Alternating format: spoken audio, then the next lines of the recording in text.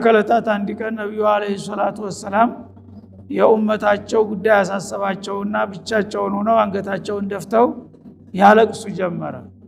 ምክንያቱም የሰው ልጅ ስተተኛ ነው።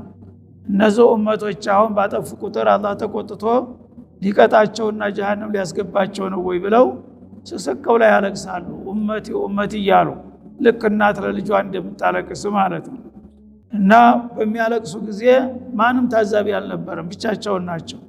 አላህ ረብ ሰማዋት ወልአርድ ሰማ ሁኔታቸውን አየ ማለት ነው። እና ለኡመታቸው ያላቸው ተቆርቋሪነትና ጭንቀት አስደሰተውና ጅብሪልን በአስቸኳይ ሂድና መሐመድ ለምንድን ነው የምታለቅሰው ብለህ ጠይቀው አላቸው፣ እያወቀ ምስጢሩን ማለት ነው። እና ጅብሪል ወዳውኑ እየከነፈ መጥቶ አጠገባቸው ሲደርስ እያለቀሱ ባገጫቸው ላይ እንባቸው እየተንጠባጠበ ደረሰ ማለት ነው። ያ ሙሐመድ እነ ረበከ ይቅሪኡከ ሰላም፣ ጌታ ሰላም ይልሃል። ተረበል ዓለሚን ሰላምታ የሚላክለት ሰው የሰው ልጅ አለመታደል ረበል ዓለሚን ሰላም አለይክ የሚለውን ሰው ተራ ካፊር ግን መቆሚያ መቀመጫ ያሰጠዋል ማለት ነው፣ አለመታደል። ስለዚህ ጌታ ሰላምታ አድርስ ብሎኝ ነው የመጣሁት። ከሰላምታው በተጨማሪ ደግሞ እያለቀሰ ነውና ሂድና እንባውንበስ ምን ሆንክ በለው ብሎኝ ነውና ምን ሆነ ነው የምታለቅሰው ብሎ ጠየቃቸው። ኡመቲ ኡመቲ አንደበታቸው ታሰረ፣ የብስጢቃ ያዛቸው። ዝም ብለው ኡመቲ ኡመቲ ከማለት በስተቀር ሌላ ቃል መናገር አቃታቸው ማለት ነው። እና የኡመቶች ጉዳይ እያስጨነቀኝ እያሳሰበኝ ነው ሲሉት ያችን ነገር ይዞ ሄዶ ነገረ ለጌታ ማለት ነው። ጌታ ያውቃል ይሰማል፣ ግን ትእዛዙን ለመፈጸም ነው ለኡመቶቹ እየተጨነቀ ነው የሚያለቅሰው ብሎ በሚነግራቸው ጊዜ ሂድና አለው እንደገና ተመለስና እነ ረበከ ሰዩዕጢከ ወዩርዲክ፣ ጌታ የምትመኛውን ሁሉ ይሰጥሃል። ሲሰጥም ደግሞ ቀንሶ ቆርሶ አይደለም፣ እስከ መጨረሻ እስከምትረካ ድረስ እሰጥሃለሁ በለው ብሎ መልእክት ላከ ማለት ነው። እና ይሄ ትልቅ ተስፋ ነው ለኡመተል ኢስላም። ምንም ዛሬ ምስቅልቅላችን ቢወጣና የዚህን ያህል አሳዛኝ ሁኔታ ላይ ብንደርስም ተስፋ ያስቆርጥም ማለት ነው። ጥሩ ነቢይ አለንና እና ገና ሳንፈጠር ለኛ የሚጨነቅ የሚያስብ መሪ ነበረ ማለት ነው። እና እሳቸው ወላይ ፈዕቲከ ረቡከ ፈተርዳ፣ ኡመቶች ባጠፉና ባከፉ ቁጥር የሚቀጣቸው ከሆነ ማን ይተርፋል ብለው ነው የሚያለቅሱት ማለት ነው። አንተን ማስቀየም አልፈልግም በለዋል። አንተ እንግዲህ ለኡመቶች ይህን ያህል የምትጨነቅ ከሆንክ አንድ ሰው በቀጣው ቁጥር አንተ የምትሰቃይ ከሆነ ግደለም አንተ ደስ የሚለው የሚልህ እናረጋለን ብለህ መልስ ንገረው አሉ። ይሄ ትልቅ ተስፋ ነው እንግዲህ። ስለዚህ ነቢዩ አንድ ሰው እንኳን እንዲቀጣ አይፈልጉም ተኡመታቸው ማለት ነው። ያ ከሆነ ደግሞ ተተቀጣና እሳቸው የሚቀየሙ ከሆነ እሳቸውን ላለማስቀየም ሲል መማርን ይመርጣል ማለት ነው። እርግጥ የፈረደበት የባሰበት መቀጣቱ ባይቀርም በጣም በብዙ በከፍተኛ ደረጃ የመማር እድል አለው ኡመተል ኢስላም ማለት ነው። እና በሌላው ሐዲስ እንደተጠቀሰው ምን አሉ? አንድ ቀን የኔ ኡመት አክሰሩ አህሊል ጀና እንደሚሆን ቃል ገብቶልኛል አሉ። የጀነት ሰዎች አብዛኛው ተማንኛውም ኡመት እንግዲህ ሁሉም ነብይ የራሱ የሆነ ኡማ አለው፣ አነሰም አደገም። ተሁሉም ነብይ አንተ ኡመት የበለጠ እንደሚሆን ነው በጀነት ብሎኛል ሲሉ ሱሐቦች በደስታ ፈነደቁና አላሁ አክበር አሉ። እና ثلث አህል ጀና በአጠቃላይ ከዓለም ከሁሉ ነብዮች ጋር ተወዳድሬ የጀነትን 1/3 ባገኝ አይበቃንም አሉ።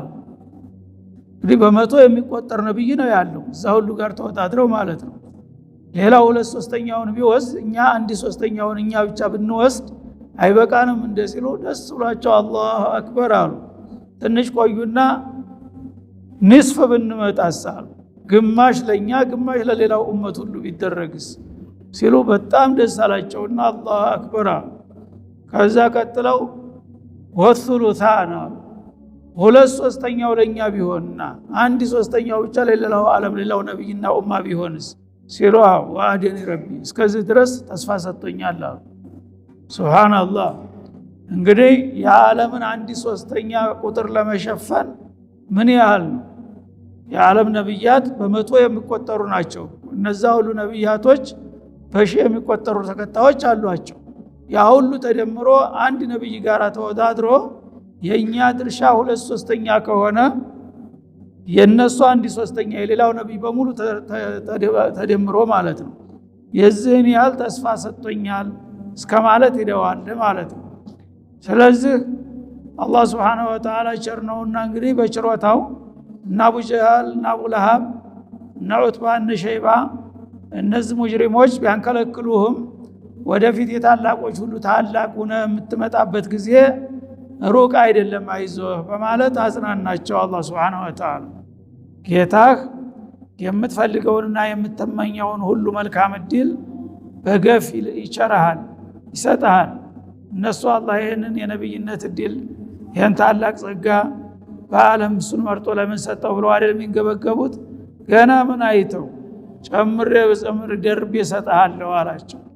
በዱንያ በአኺራ ማንም ሊወዳደርህና ሊፎካከርህ የማይችልበትን ሁሉ ጸጋ እኔ እሰጥሃለሁ አላቸው። የሚሰጠውን ነገር በዝርዝር አልተናገረም፣ ስፍር ቁጥር የለውምና ማለት ነው። አልከውሰር ላይ እንዳሳለፈው እና አጦይናከ አልከውሰር ማለት አልኸይር አልከቲር ስፍር ቁጥር የሌለው መልካም እድልን እቸርሃለሁ ብሏቸው ነበር። አሁንም እነዚህ ሰዎች አንተን ለምን ለዚህ እድል በቃህ፣ ለምን የዓለም ነብይ ሆነ ብለው አይደለም እንደዚህ የሚከነከኑት። ገና እሰጥሃለሁ እጨምርልሃለሁ እና የምሰጠ ጸጋ ደግሞ በቃኝ እስከምትል ድረስ ወደስ ተሚጠላ እንደሚባለው ማለት ነው። እና አሁን ገና ጅምር ላይ ነህ። ምን ታይቶ ገና ወደፊት የምሰጥህን እድል ቢያው ኑሮ ምን ያህል ነበረ በንዴት የሚቃጠሉት። እሰጥሃለሁኝ ወደዱም ጠሉም ችሮታዬን ከጀመርኩኝ አልገታም በአንተ ላይ እቀጥላለሁኝ በማለት ቃል ገባላቸው አላህ Subhanahu Wa Ta'ala። እና የሚሰጠው ነገር አንደኛ የመጀመሪያው ንቡዋ ነው። ነብይነትን ከማንኛውም ካለፉ ነብያት የበለጠና የላቀ ማዕረግ ነው የሰጣቸው። የቀድሞ ነብያት የሚላኩት ለተወሰኑ ብሔር ብሔረሰቦች ነበሩ፣ ለጎሳዎች፣ ለጎጦች፣ ለወረዳ። ለምን ነው ነብይ የሚላክ የነበረው ማለት ነው። ነብዩን ግን ወማ አርሰልናከ ኢላ ካፈተን ሊናስ ለሰው ልጆች ሁሉ በሙሉ ከምስራቅ እስከ ምዕራብ ከደቡብ እስከ ሰሜን ዱንያ ጫፍ እስከ ጫፍ ሁሉም የሰው ጎሳዎች ያለቃ አድርጌያለሁ ያላቸው ማለት ነው። ከዛም አልፎ ጂኖችም እንደዛው፣ ጂኖችም በሳቸው ኡማ ውስጥ ናቸው። ይሄን የመሰለ እድልና ጸጋ ተዛ በፊት ማንም ያገኘ ሰው የለም ማለት ነው። እንደገና ሸሪዓቸው መመሪያቸው ለዓለም ዳር እስከ ዳር የሚመራ ማስተዳደር ተደርጎ ነው የተወረደላቸው። የቀድሞ ሸሪዓዎች ለተወሰኑ ብሔረሰቦች መመሪያ ነበረ፣ ደግሞ ለተወሰነ ጊዜ ሌላው ተረኛ ነብይ እስከሚመጣ ድረስ ማለት ነው። እሳቸው ግን የመጨረሻ ነብይ ናቸው። በሌላ ስርዓት የማይተካ ዓለም አቀፍ አድማሰ ሰፊ የሆነ ስልጣን ነው አላህ ያጎናጸፋቸው ማለት ነው። እንደገና የኡመት ብዛት እንግዲህ ከተላኩበት ጊዜ አንስቶ እስካሁን ድረስ ምን ያህል ሚሊዮን ህዝብ እንደተከተላቸው አላህ ብቻ ነው የሚያውቀው። ዛሬ በህይወት ያለው እንኳን ስንት በላይ ነው ያለው ማለት ነው። ያለፈው እንግዲህ 1440 አመታት ስንት ህዝብ አልፏል። ገና ወደፊት እስከ ቂያማ ቀን ድረስ ይቀጥላል። የዛ ሁሉ የሰው ልጆች ሁሉ አለቃ አድርጎ ነው የላካቸው ማለት ነው። እንደገና ወደ አኺራ ሲከር ደግሞ ማንም ሊፎካከርና ሊወዳደር በማይችልበት መልኩ አነ ሰይዱ ወልድ አደም ወላ ፈኽር እንዳሉት ማለት ነው። የአደም ልጆች ሁሉ አለቃ አድርጎኛል። ይህንን ስል ያለውን ሁኔታ ነገር ብሎኝ እንጂ ለጉራ ልደነፋ አይደለም አሉ።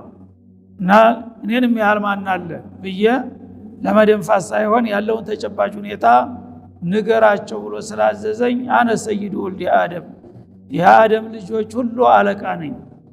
የእሳቸውን ኡማ ብቻ ሳይሆን ከአደም ጀምሮ እስከ ዓለም ፍጻሜ የሚመጡ የሰው ልጆች ሁሉ በአንተ ስር ናቸው ብሎኛል አላህ Subhanahu Wa Ta'ala ያሉበት ሁኔታ ነው ያለው ማለት ነው። እንደገና ሸፋዓተል ኩብራ የሚባል ትልቅ ማዕረግ ሰጥቷቸዋል። ታላቅ እንግዲህ አላህ Subhanahu Wa Ta'ala ማንንም ታላቅ ነኝ ያለ ሁሉ ያው ሊያገኘው ያልቻለውን ነገር ማን ዝርዝሩ ወደፊት ይመጣል እሱ። ስለዚህ እነዚህን ሁሉ ዲሎች አላህ Subhanahu Wa Ta'ala እንደሚሰጣቸው ቃል ገባላቸው ማለት ነው። አንድ ሰው በአላህ ፍቃድ ላይ ቆሞ ለማንም ለምንም ሳይል በእኽላስ ጌታውን የሚገዛ ከሆነ ምቀኛው ሳርቅጠሉን ያህል ቢበዛ እንኳን ምንም ሊያረጋው አይችልም። ምክንያቱም ላማኒ አሊማ አጧ ወላ ሙዕቲ ሊማ መና ما يفتح الله من رحمة فلا ممسك لها وما يمسك فلا مرسل له እንዳለው አላህ የሰጠውን ሊነፍግ የሚችል የለም፣ አላህ የነፈገውን ሊሰጥ የሚችል የለም። አንድን ሰው አላህ በዱንያም ሆነ በአኺራ ከመረጠውና ካበለጠው የዓለም ህዝብ በምቀኝነት ቢንገበገብ ያን ህዝብ ያንን ሰው ምንም ሊያረጋው አይችልም፣ ባለቤቱ ሰጥቶታልና ማለት ነው። እሱ ከነፈገው ደግሞ ዓለም ቢረባረብ ምንም ሊያረግለት አይችልም። ስለዚህ እኔ ያለው ሌሎቹ ምቀኞች አንተን እንዳታሸንፋቸው ፈርተው ቢፈታተኑም ምንም ሊያረጉህም እኔ ስጦታዬን በር ከፍቼልሃለሁና ይቀጥል ምንም ችግር የለም አላቸው ማለት ነው። እና ፈተርዳ ትደሰታለህ ወደፊት የምሰጥህ ስጦታ እዚህ ቀረሽ የማይባል ከመሆኑ የተነሳ በቃኝ እስከምትል ድረስ ነው ማሸከመው አላቸው ማለት ነው።